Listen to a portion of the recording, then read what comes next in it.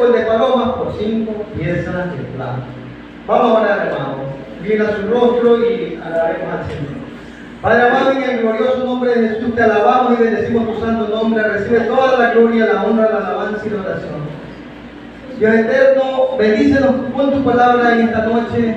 Sé tu Espíritu Santo tomando dominio y control de este lugar, dominio y control de cada vida, llevando todos nuestros pensamientos cautivos a la obediencia a Cristo Jesús. Padre, ayúdanos a entender, comprender, memorizar y poner por obra esta palabra.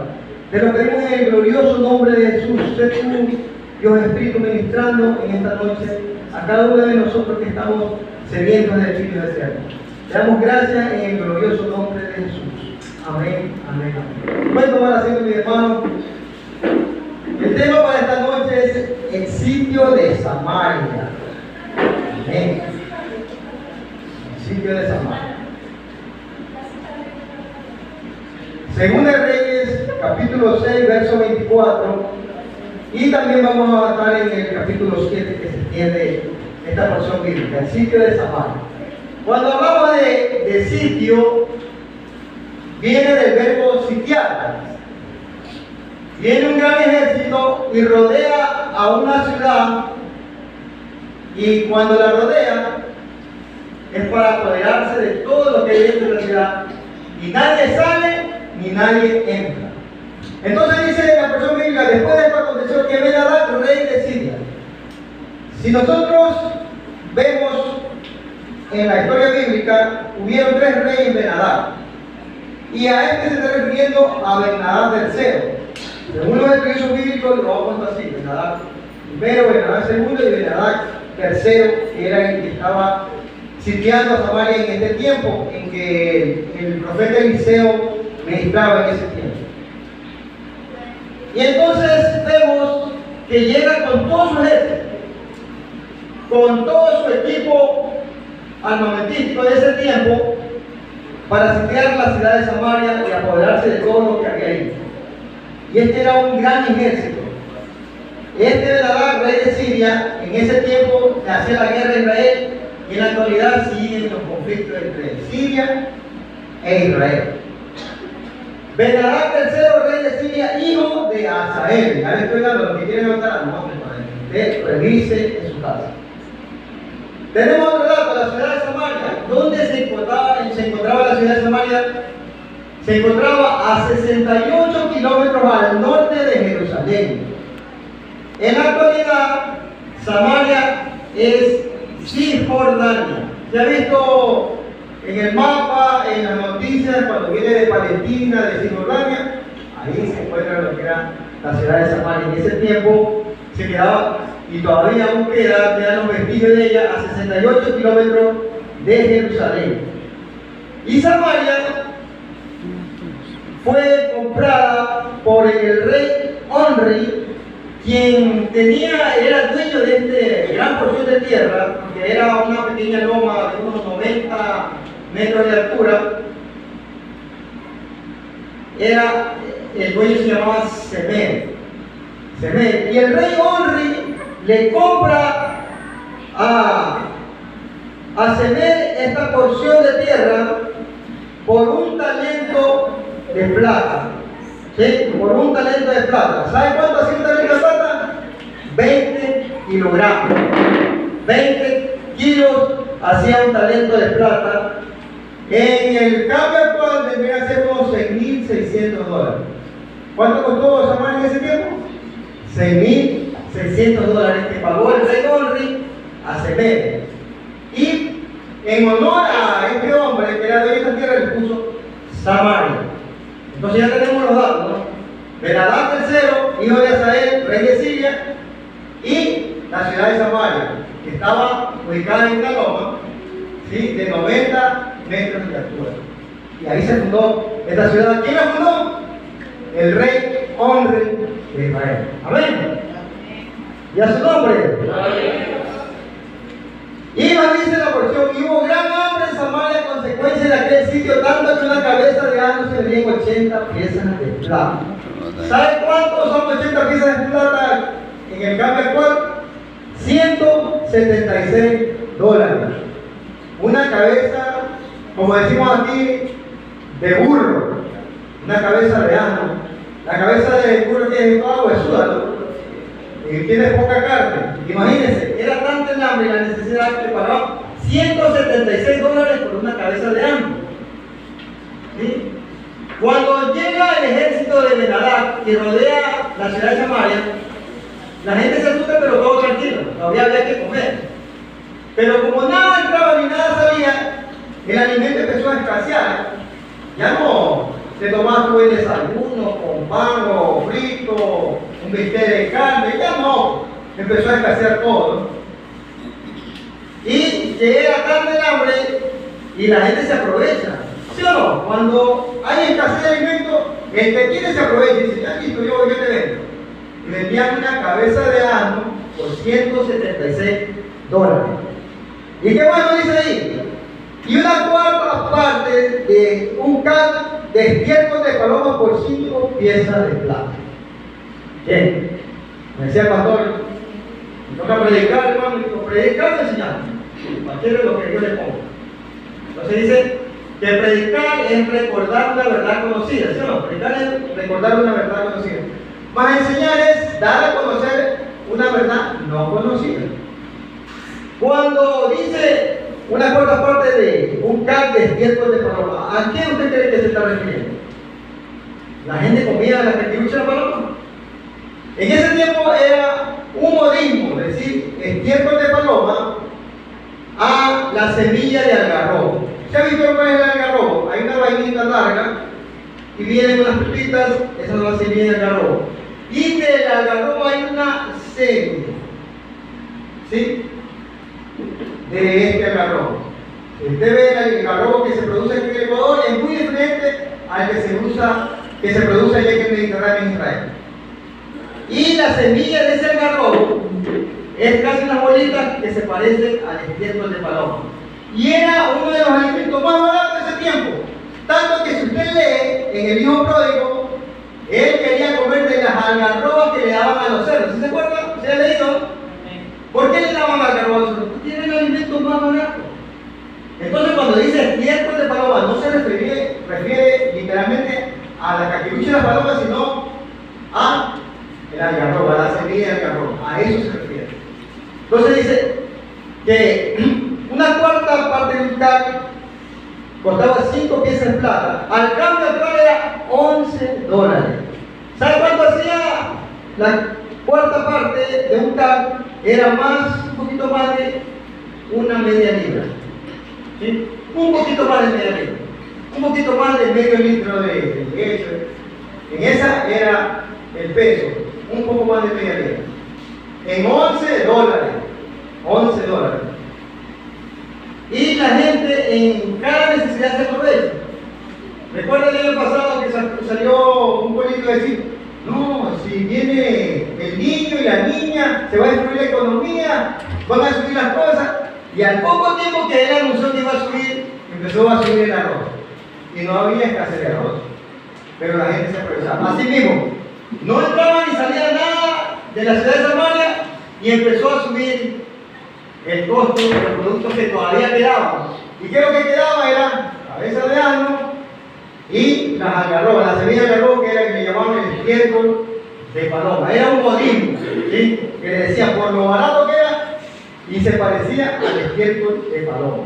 Amén. ¿Qué más nos dice la palabra? Y pasando el rey de Israel por el muro, una mujer le gritó y dijo, salva, rey, señor mío.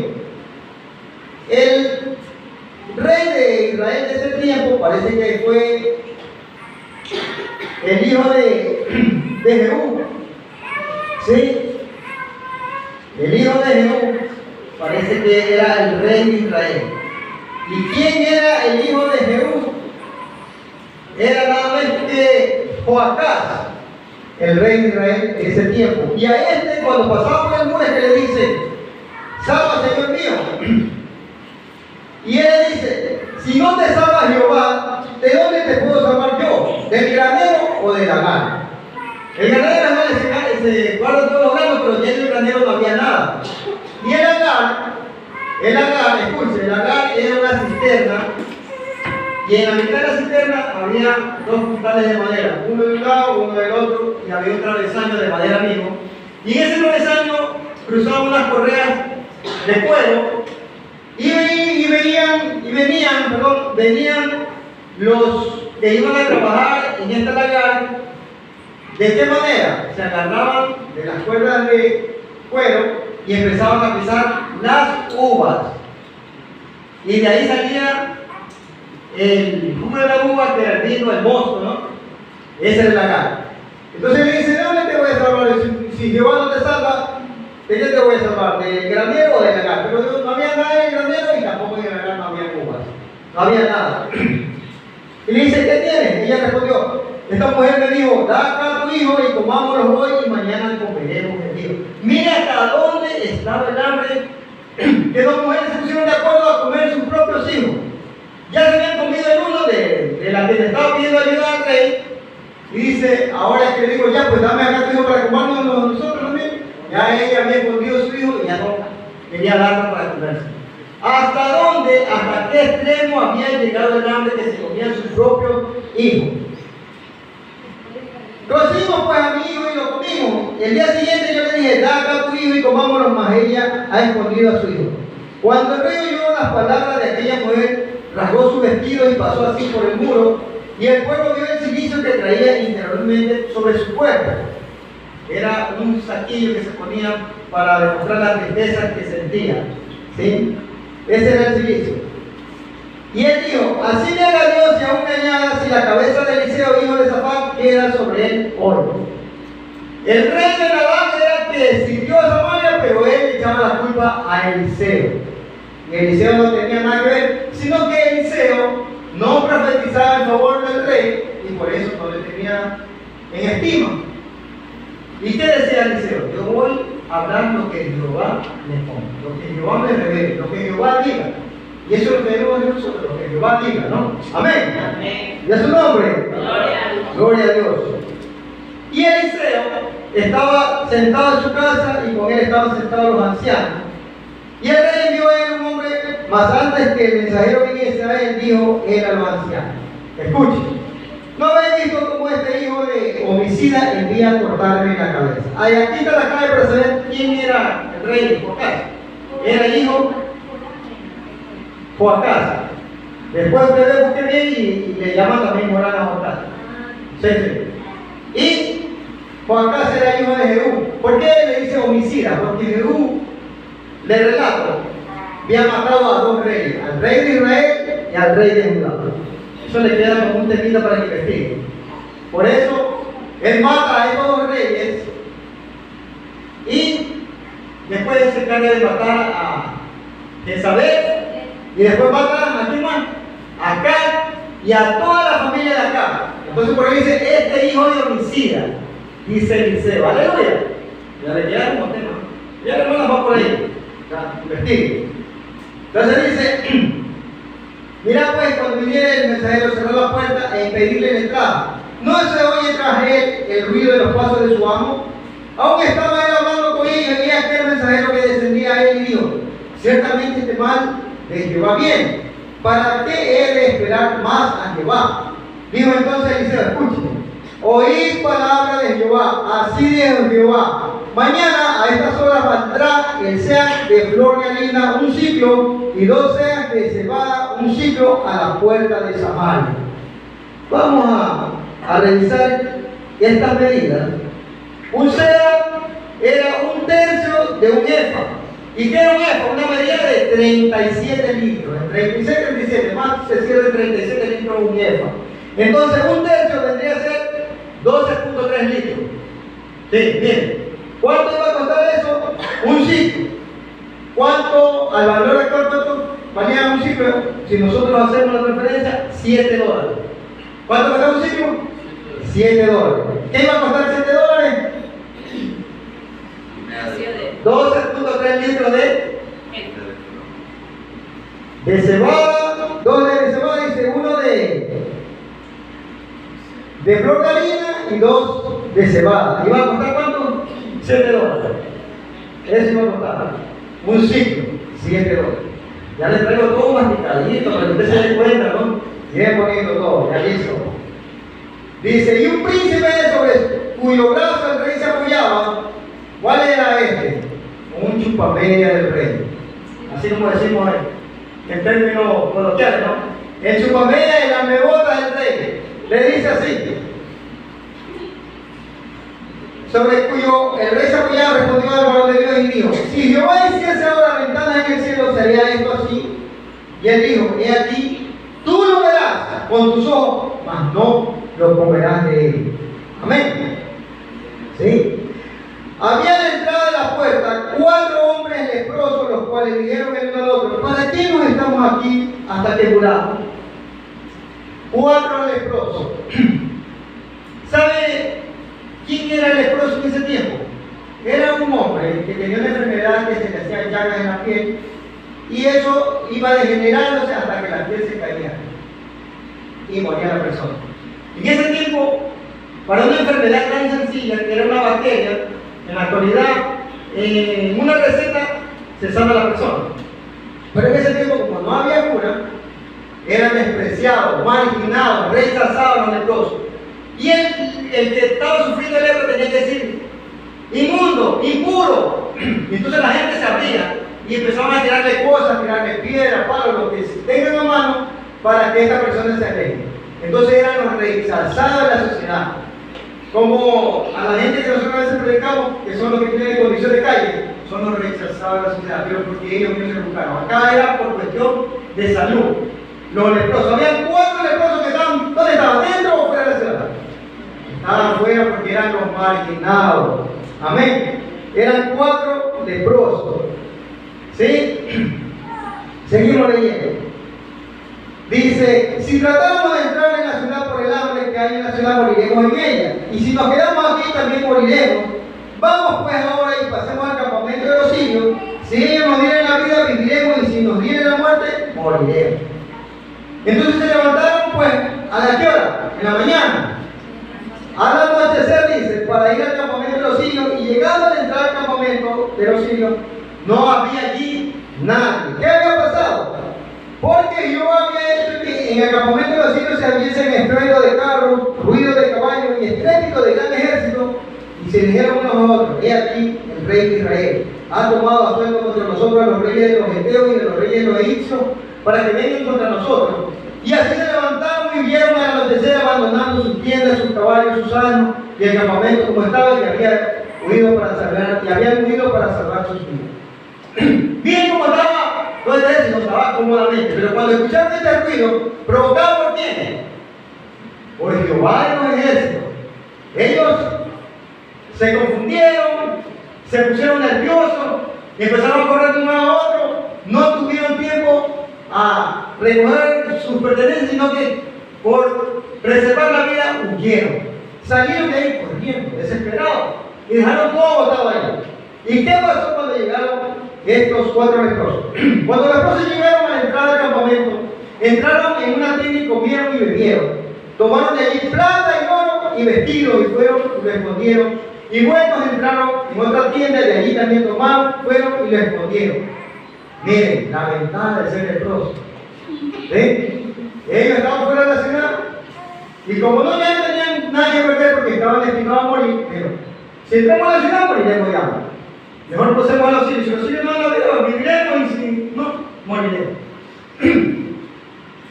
Perdón, luego se dijeron el uno al otro, no estamos haciendo bien. Hoy es día de buena nueva y nosotros callamos, y si esperamos hasta el amanecer, nos alcanzará nuestra maldad.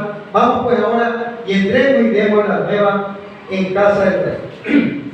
Ellos decían así, pero era un decir nomás. Ellos no podían entrar en la ciudad, no podían ir a la casa del rey. ¿Qué hacían ellos? Fueron y le gritaban a la guardia de las puertas de la ciudad y le dijeron que no había nadie en el momento de los sirios y que todo estaba agotado y que había todas estas riquezas que habían abandonado, todas estas toallas, toda esta logística de ellos. Y le dieron la voz al rey y el rey mandó. Dice, habían 5 caballos todavía. Dice, tomen esos 5 y vayan a ver si es cierto. Pero solo escogieron 2 caballos y salieron y fueron.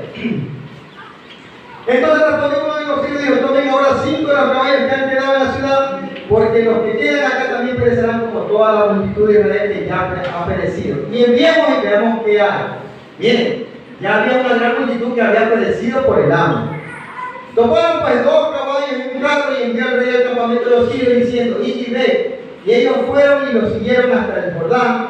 Y es aquí que todo el camino estaba lleno de vestidos, vayan notando, en seres que los sirios habían arrojado por la premura, y volvieron los mensajeros y hicieron saber al rey.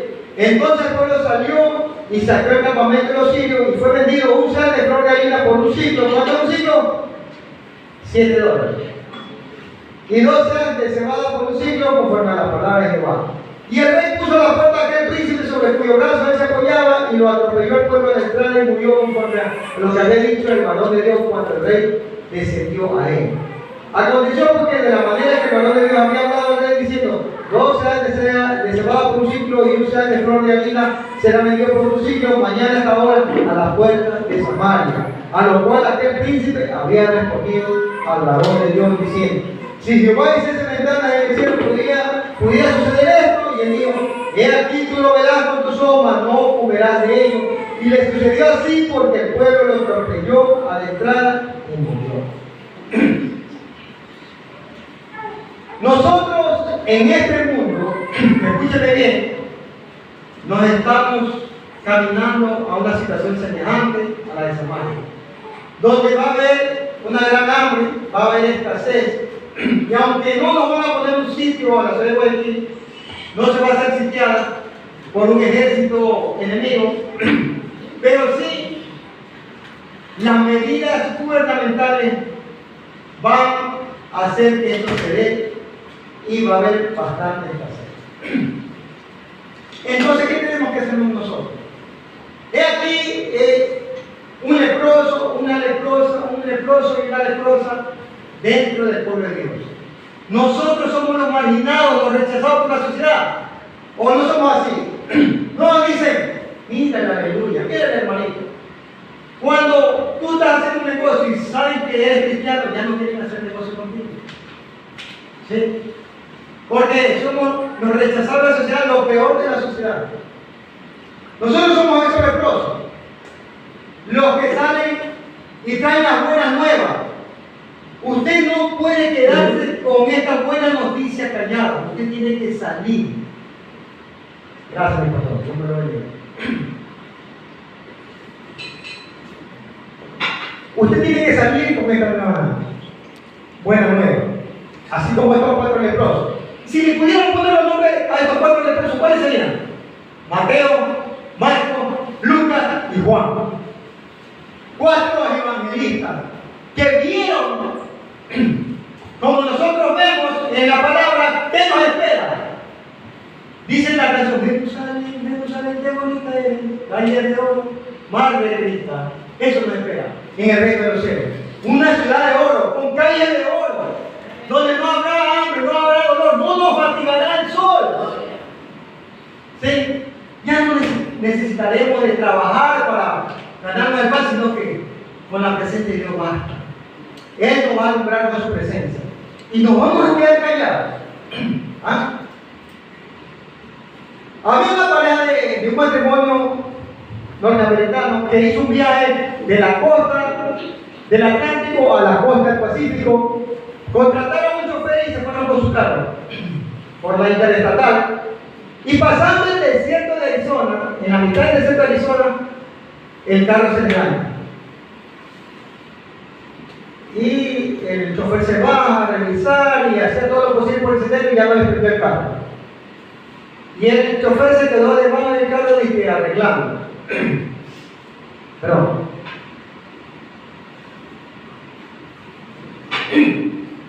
Estaba arreglando dije, la falla y nunca lo hizo. Pasaron los días y la familia de ellos reportaron la desaparición. Y a los días van y encuentran a la pareja en el carro que había muerto deshidratado por el sol en el desierto de Arizona. Y al único que encontraron con vida fue el chofer que estaba debajo del carro. ¿Y qué creen que estaba haciendo el chofer? Estaba bebiendo del agua del radiador del carro. Y por eso le encontraron con vida también. ¿Usted se quiere quedar como el chofer? bebiendo de la fuente que es nuestro Señor Jesucristo y no compartir y dejar que la gente se muera y vaya y se condene en el infierno. Porque el que muere sin Cristo, sin Dios y sin esperanza, se va al infierno. No podemos nosotros hacer aquello. Nosotros tenemos que salir y compartir la palabra del Evangelio. Y para concluir, ¿por qué hay que predicar? Hermano Luis, por favor, usted le ayuda con Mateo 28, 19, 20. Hermana Vilma, por favor, Filipenses 2, del 10 al 11. Cuando yo haya nacido, te separa la ley y listo. Hermano Javier, por favor, Mateo 24, 14. O su esposa. Hermano David, por favor, 1 Corintios 6, 11. Me ayuda ahí con esa cita, David. Hermana Yesenia, por favor, 2 Timoteo 4, del 1 al 2. Y la hermana Solán, por favor, Hechos 5, 42. ¿Por qué debemos predicar? Mateo 28, 19, 20. Porque es un mandato divino. ¿Qué dice el hermano Luis? Mateo 28, del 19 al 20. ¿Qué nos dice la palabra del Señor ahí en Mateo 28, del 19 al 20? Por tanto, id y ser discípulos a todas las naciones, bautizándolo en el nombre del Padre y del Hijo y del Espíritu Santo, enseñándoles que guarden todas las cosas que os he mandado. Y aquí, yo estoy con vosotros todos los días, hasta el fin del mundo. Amén. Amén, hermano. Entonces tenemos un mandamiento de parte de quién? De nuestro Señor Jesucristo. Y hacer discípulos a todas las naciones, bautizándoles en el nombre del Padre, del Hijo y del Espíritu Santo, haciendo discípulos, enseñándoles todas estas cosas. Por eso debemos predicar. ¿Para qué debemos predicar? Filipenses 2, 10, 11, hermana Vilma. Para que en el nombre de Jesús se doble toda rodilla de los que están en los cielos y en la tierra, y debajo de la tierra, y toda lengua confiese que Jesucristo es el Señor, a la gloria de Dios Padre. Amén. ¿Para qué debemos predicar? Para la gloria de Dios y testimonio de las naciones. Mateo 24, 14. Mateo 24, 14, hermano. Será predicado este evangelio del reino en todo el mundo, para testimonio a todas las naciones, entonces vendrá el fin. Para eso debemos predicar, para testimonio a todas las naciones. Pero si nosotros callamos y no predicamos, ¿qué testimonio estamos dando, hermano? Tenemos que predicar para testimonio a las naciones. Amén. 1 Corintios 6, 11. ¿Quiénes deben predicar? Todos los que hemos sido lavados con la sangre de Cristo. 1 Corintios 6, 11.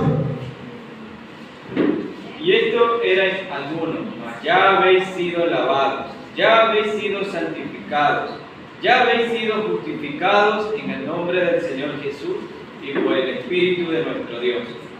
Amén. ¿Quiénes deben predicar? Todos los que hemos sido lavados con la sangre de Cristo. ¿Cuántos han sido lavados con la sangre de Cristo? Amén. Entonces, ¿predico yo nomás? ¿Predica el hermano o predicamos todos? Todos tenemos que predicar. Aleluya, gloria a Dios. Todos tenemos que salir a predicar. ¿Y a su nombre? Aleluya. Ahora, ¿cuándo debemos predicar? Según de Timoteo 4, del 1 al 2. ¿Cuándo debemos predicar? Segunda de Timoteo 4, del 1 al 2.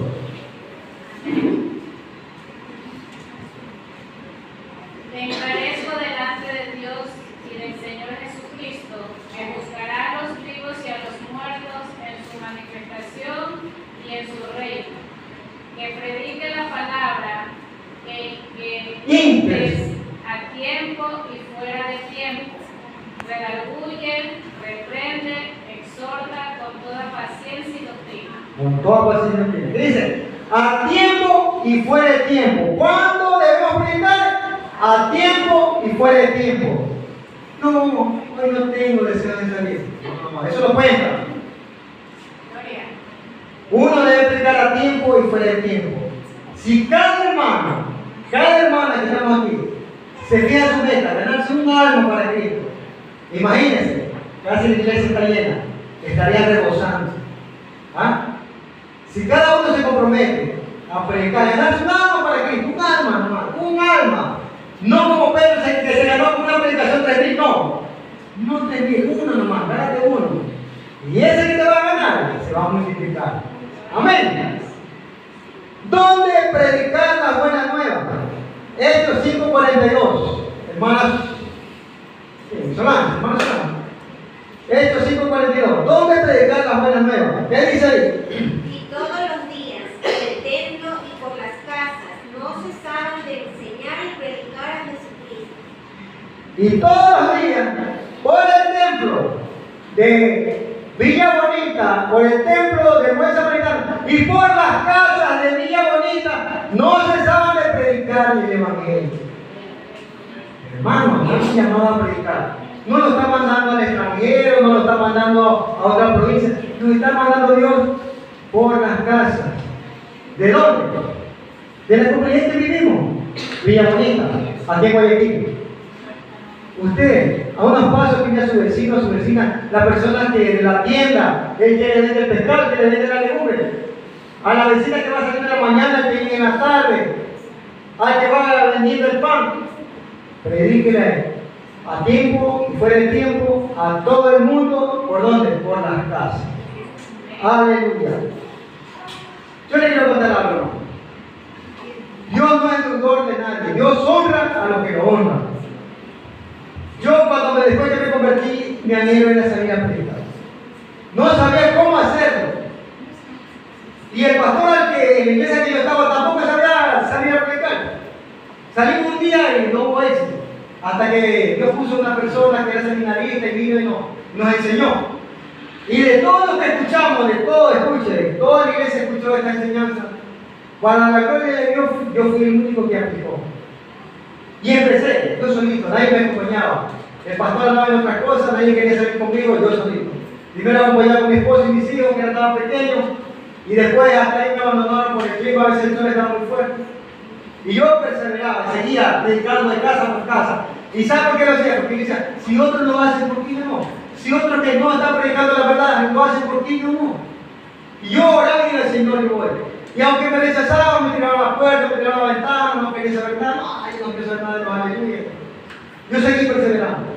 Hasta que un día alguien abrió la puerta, me atendió y me dice, aquí han venido los testigos de Jehová, han venido los adventistas, han venido los alecrinos, solo faltaba un evangélico. A ver, ¿quién tiene para que me comunique? Y empecé a entregar las buenas nuevas. Y esa persona dice, bueno, sí me gustaría aprender más de Dios.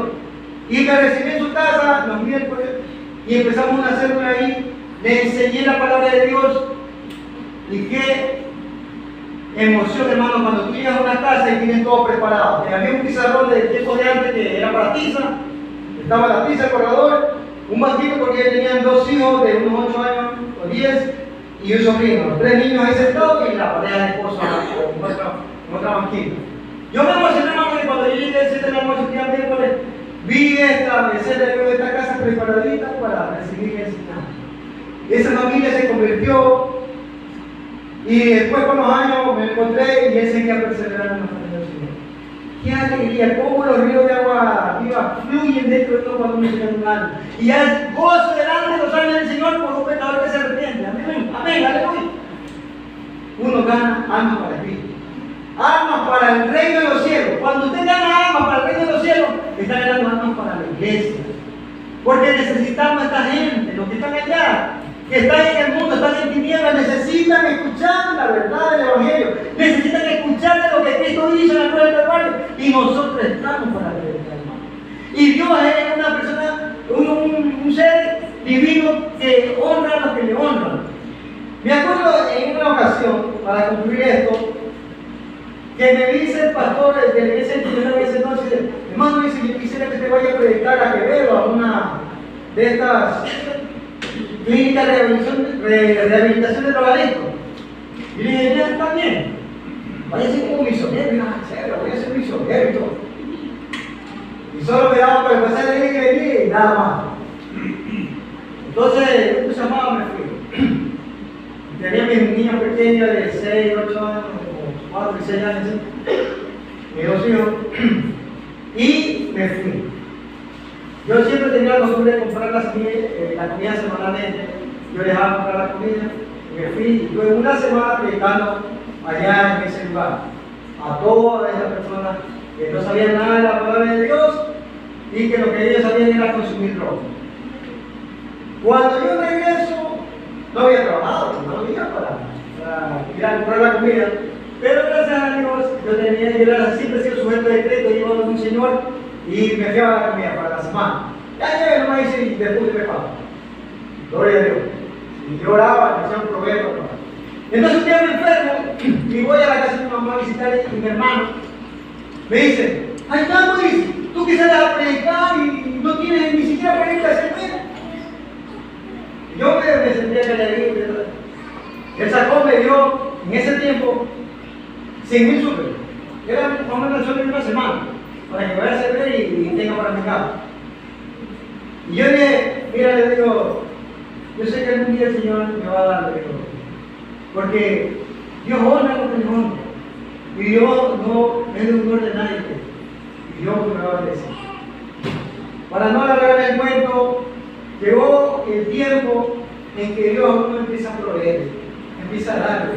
Y cuando tú trabajas para el Señor y empiezas a ganar almas, es como cuando estás metiendo dinero en el banco, en una cuenta de ahorro. Y todo lo que tú hagas para el Señor es como que tú estás ahorrando. Cuando llega el tiempo de necesidad, ¿qué haces? Yo clamo, voy al banco. Cuando yo quiero sacar dinero, voy al banco, ¿no?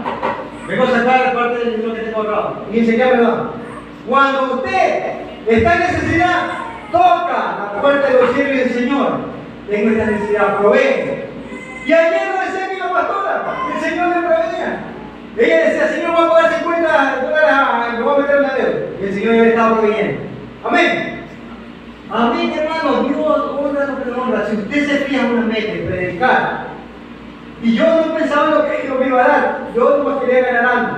Pero Dios empezó a bendecirme y sacarme de las necesidades. Y después se cambiaron los platos, se cambiaron. Mi hermano enferma y los hijos no hacían nada por él. Entonces yo me entero de esto y voy, los médicos no le daban, entonces yo busqué otro médico, le costaba $30 la consulta. Le digo, hermano, vamos, yo lo llevo. Eso sí, con buena cara y con modo. Fui, lo llevé, le pagué la consulta, le compré la receta y ahí el Señor me trae el muerto. Cuando Él me dio a mí, no lo hizo con ese entusiasmo. Y me dijo, ay, ¿dónde está? Pues tu hermano. Pero así es Dios. Dios nos provee y nos da para poder callar estas cosas que hablan de más. A estos que no conocen al Señor. Pero Dios no es un honor de nadie, Dios bendice, hermano. Todo lo que usted haga para el reino de los cielos, Dios se lo recompensa. ¿Al cuánto? Al 100 por 1. Amén. Al 100 por 1. Dios no es honor de nadie. Dios te saca y vienes de menos